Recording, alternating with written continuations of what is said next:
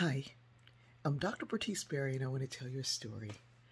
I have been telling a story all wrong. I'm going to tell you the wrong way, and then I'm going to tell you the right way. The wrong way is I've been saying that when we were young, my siblings and I, we were never allowed to have sleepovers. We didn't have a sleepover. We didn't know what a sleepover was. Wasn't nobody sleeping over our house, and we weren't sleeping over nobody else's house. That's the way I've been telling the story. But this morning, my granddaughter reminded me of the way the story really is. We have family visiting. And so my granddaughter, there's another room that she can sleep in, but I was like, let her sleep in the room with me.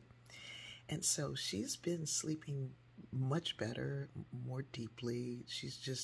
She wakes up happier. It's not that she doesn't wake up happy. She wakes up happy, but she wakes up like bright and light and like, hey, Cookie. And she's having great days at school. So this morning I'm in the shower and I had just stepped out the shower and I heard something and I thought, oh, okay, she must be rolling over or something. And then the next thing I know, I look up and she's standing there. Now, fortunately, I like to shower in the dark so I can look out the window and see the stars.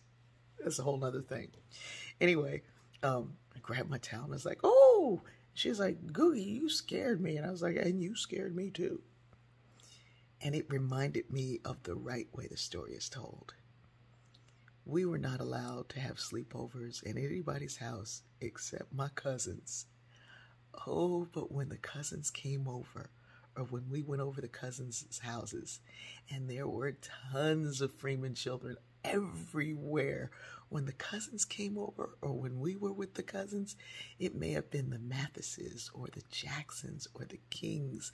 But when the cousins came over, I remember my sister washing us in a row in a tub, and she'd sing that old vaudeville hymn, or not hymn, song. Oh, what a lovely bunch of coconuts, standing all in a lovely row. And I could see myself in the bathroom with girl cousins who were just lined up ready for their bath or lined up ready for their hair to get those 3 plaits, you know, the one in the front and the 2 in the back.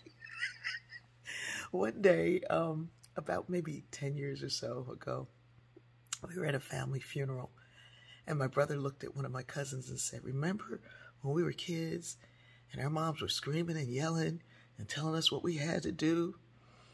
And my cousin looked at him and they nodded and they both at the same time said, those were the good old days.